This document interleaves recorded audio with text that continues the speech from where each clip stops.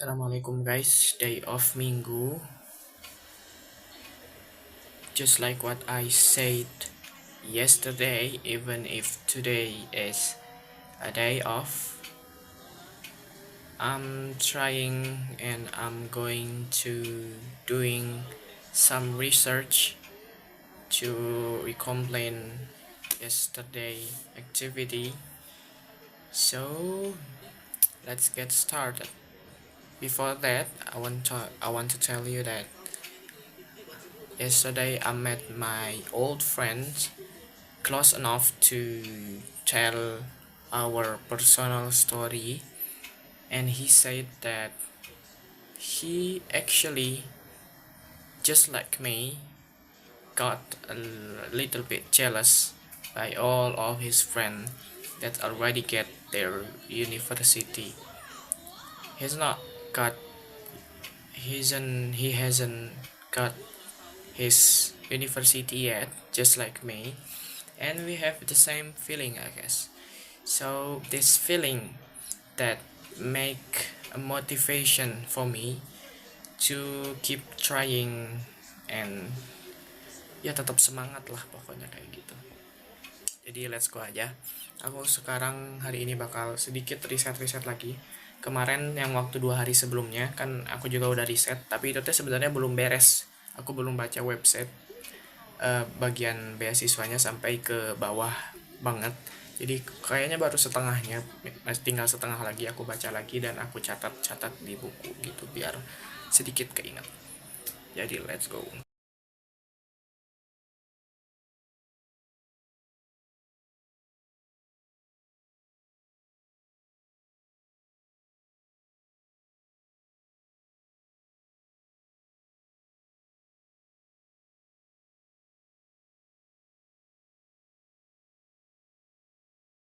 Baru beres ini guys, riset riset beasiswa GKS, government Global Korean Scholarship.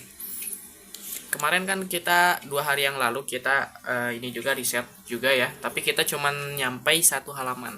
Sekarang kita nyampai 3 halaman ya terkait riset-riset GKS ini. Jujur kalau kalian misalkan mau riset beasiswa itu menurut aku mah nggak cukup kalian nontonin video dari awardee, itu juga membantu, cuman menurutku kurang aja gitu. Soalnya banyak detail-detail dari website resminya yang seharusnya kalian tahu gitu. Ini aku bakal sampaikan semua yang aku catat tadi. Jadi yang pertama ada eligibility, yang mana ini kalau misalkan kalian mau daftar, kalian harus memasuki eligibility ini. Yang pertama, kalian bukan orang Korea, terus negaranya harus kerjasama dengan Korea. Jadi pokoknya harus ada duta besar di negara tersebut. Kalau misalkan di negara tersebut kalian nggak ada duta besar Koreanya, maka kalian nggak bisa daftar gitu. Ya alhamdulillah kita punya ya, jadi kita punya kedutaan besar Republik Indonesia di Korea, dan Korea juga ada di sini. Terus untuk UIC, University Industry Corporation, ini kan pokoknya ada di section ini, boleh semua internasional boleh daftar, bahkan kalau misalkan nggak ada kedutaan besarnya di sana. Jadi UIC ini boleh semuanya. Terus akan lulus pada tanggal 31 Desember. Jadi kita bisa pakai SKL buat daftar beasiswa ini gitu. Walaupun sebenarnya aku mah udah ada ijazah, jadi tentu aja pakai ijazah. Terus nilai 80% per 100. Atau misalkan kalau ya GPA kalian tuh pakai misalkan 4.0 kayak misalkan kuliah, kalian bisa tinggal ya dikaliin aja 80%. Atau kalian adalah top 20% of class. Jadi di kelas kalian adalah top 20% gitu. Terus usianya di bawah 25 tahun, harus lahir setelah tahun 2002 berarti. Terus punya good fisik dan good mental health. Jadi fisik kita harus emang bagus dan mental health kita juga harus bagus. Terus dari sekolah Korea atau online Korea nggak bisa. Jadi kalau misalkan kita pernah sekolah di Korea, nggak tahu ya itu nggak tahu masuk atau enggak. Pokoknya kalau kalian sekolah Korea ataupun online Korea itu nggak bisa ikut. Terus nerima scholarship Korea sebelumnya juga nggak bisa ikut. Terus 2 application multiple track nggak bisa. Jadi kita nggak bakal bisa daftar 2 track sekaligus. Misalkan yang sebelumnya kan ada regional, yang embassy itu kan ada 3, ada regional, ada overseas Korean, sama satu lagi RGKS. Kalau misalkan kita tuh nggak bisa milih 3 atau milih 2, kita harus milih salah satu. Kalau misalkan kita milih 2, berarti itu kita nggak bakal keterima file-file kita. Terus dokumen apa yang harus kita isi gitu? Yang pertama ada GKS Applicant Agreement. Ini jadi kayak file persetujuan gitulah. Terus ada application form, yang mana application form yang biasa aja, misalkan dari data-data pribadi dan lainnya. Terus ada personal statement, ada study plan, ada personal medical assessment. Ini aku belum lihat ya personal medical assessmentnya kayak gimana. Terus juga ada recommendation document kayak gitu. Terus ada required certificate yang harus kita upload. Yang pertama adalah graduation atau expected to graduate. Jadi sertifikat. Jadi kita bisa masukin ijazah, ataupun kalau misalkan belum ada ijazah kita bisa pakai SKL kayak gitu. Terus ada academic transcript, ada proof of citizenship berarti KTP atau ID kita. Terus ada proof of overseas Korean. Kalau misalkan kalian diaspora Korea, kalian orang yang hidup di Korea, kalian harus membuktikan kalau kalian adalah diaspora di Korea kayak gitu. Terus ada bagian recommendation document, yang mana di tahap pertama kita bisa masukin recommenders information. Jadi misalkan kita minta rekomendasi ke siapa nih, ke guru kita atau ke siapapun. Di tahap pertama kita itu cukup ngasih tahu data pribadi dari si yang ngasih rekomendasinya. Nanti kalau misalkan kita lulus di tahap pertama, kita bisa lanjut ke tahap kedua. Dan di tahap kedua itu kita baru ngasih tahu ngasih recommendation letter dari si recommendernya kayak gitu. Terus gimana cara kita submit dokumen? Jadi ada round 1, ada round 2, teman-teman. Yang pertama, round 1 itu dimana kita ngupload semua dokumen kita di Study in Korea System. Ini aku masih nggak tahu ya, Study in Korea System tuh apakah nanti berbentuk website atau mungkin nanti kita kirim file dan dokumen kita ke embassy kita. Kayak kemarin Arise kan, Arise kita kirim ke Kemendikbud, bukan Kemendikbud, ke kedutaan besar Arise-nya kayak gitu. Terus round kedua, semua dokumen yang kita kirimkan bakal dikirim ke NIIID atau pokoknya Kementerian Pendidikannya Korea kayak gitu. Terus ini embassy track, ini yang yang detail yang tadi kata aku sampaikan. Kalau misalkan kalian baca dari websitenya langsung, di embassy track kita tuh nggak bisa pilih jurusan yang berbeda di satu univ yang sama. Jadi kan di embassy track kita bisa pilih 3 univ ya, 2 univ tipe A, 1 univ tipe B.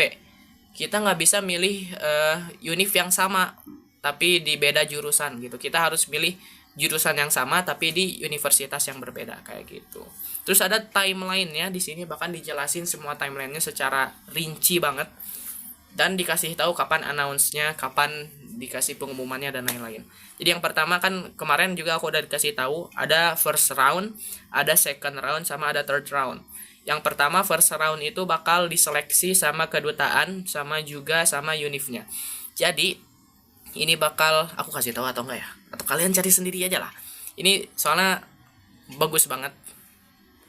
Kalian cari sendiri aja ya. Aku bakal kasih tahu yang detail-detailnya aja. Kalau misalkan ini kan ada dua jalur ya, ada embassy track sama ada univ track. Kalau misalkan kita di embassy track, kita saat nanti pengumuman tanggal sekiannya kita nggak keterima, bagusnya adalah kita bisa coba university track.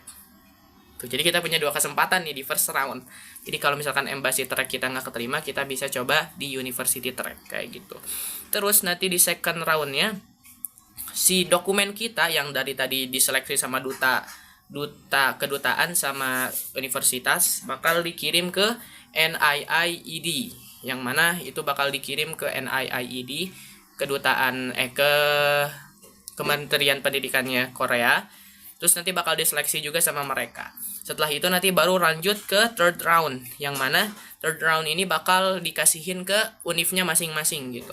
Jadi univ-univ yang tadi dari Kementerian Pendidikan bakal dikirim ke univ, dan univ-univ ini, 3 univ ini bakal ngeseleksi lagi apakah bakal diterima atau tidak. Bisa jadi kita keterima di 3-tiganya dan kita bisa pilih salah satu yang mana mau kita pilih, atau bisa jadi kita cuman keterima 1 atau 2 gitu. Jadi pokoknya kita bisa pilih lah. Ini pokoknya sebenarnya ada jadwal lengkapnya, cuman bakal lama kalau kita kasih tahu ke kalian. Terus ada evaluation, apa aja yang bakal dinilai. Jadi yang pertama ada main evaluation. Main evaluation berarti evaluasi pertama. Yang pertama adalah qualification review. Jadi dokumen-dokumen kita, semua dokumen-dokumen kita yang dibutuhin bakal direview sama mereka. Terus yang kedua ada kompetensi review, yang mana selain dari dokumen tersebut, kita juga bakal diinterview secara langsung, melihat bagaimana sebenarnya kita secara realnya kayak gitu. Terus ada extra point. Kalau misalkan kalian punya hal-hal ini, kalian bakal mendapatkan extra point. Yang pertama, kalian punya topik. Topik tuh ya tadi ya, kemarin aku kasih tahu kayak Korea proficiency gitulah. Jadi kalau kan kayak IELTS dan kayak IELTS dan TOEFL, topik ini buat yang Koreanya. Kalau misalkan kalian level 3 ke atas, kalian bakal dapat 10% poin bonus. Terus yang kedua, kalian adalah keturunan dari Korean War veteran. Jadi misalkan nenek kalian atau kakek kalian adalah Korean veteran war, kalian bakal dapat 5% bonus poin. Dan yang terakhir adalah kalian meng-apply science and engineering field. Kalau misalkan kalian daftar ke jurusan teknologi dan juga engineering atau science, nanti kalian bakal dapat 5% bonus tambahan. Terus ada language proficiency score, yang mana tadi kalau kalian dapat topik, kalian bakal dapat bonus-bonusnya. Bahkan di sini dikasih tahu persenan-persenan tambahannya, nih aku kasih tahu di sini. Nah, IELTS juga sama TOEFL IBT juga dapat tambahan nilai. Kalau misalkan kalian nggak ada language proficiency, yang bakal jadi pertimbangannya cuman di personal statement sama di study plan aja kayak gitu. Jadi walaupun kalian nggak punya, tetap masih ada kemungkinan bakal keterima, cuman ya begitulah. Sama yang terakhir adalah kalau kalian apply masukin 2 language proficiency, kalau misalkan kalian punya topik sama juga punya IELTS, kalian masukin dua-duanya, yang bakal diambil adalah skor yang paling tingginya yang mana kayak gitu. Terus ada eval preference, siapa aja yang bakal didahulukan atau bakal dipertimbangkan. Yang pertama overseas Korean itu berarti tadi diaspora. Terus juga dari low income family. Terus science engineering, high TOEFL IBT atau IELTS. Terus one national technique skill. Terus juga major connected with regional rice plant or specialized industry. Jadi kalau misalkan kalian milih major atau jurusan yang sesuai sama regional rice plant. Jadi rice plant itu Korea rencana Korea buat memajukan regional mereka. Kalau misalkan jurusan itu connected, itu juga bakal dipertimbangkan lebih jauh. Sama recommended by metropolitan or provincial government head. Jadi kalau misalkan kalian dapat rekomendasi dari salah satu, ya mungkin dari pemerintahan, dari presiden Pak Prabowo, atau mungkin ya dari MPR, DPR atau siapapun itu, dari gubernur dan lain-lain, kalian mungkin juga bakal dapat nilai lebih juga kayak gitu. Sama tadi ada satu lagi GPA evaluation, ini aku kasih tahu di sini. Jadi itu detail banget dikasih tahu kayak gimana dan bakal dapat berapa poin kalian. Ini udah kelamaan banget, udah 12.35. Ini mungkin video terpanjang yang pernah aku buat. Jadi itu informasi yang aku sampaikan. Terima kasih. kita bakal lanjut besok. Besok adalah hari pertama kita orientasi di Al Imarat. Jadi let's see.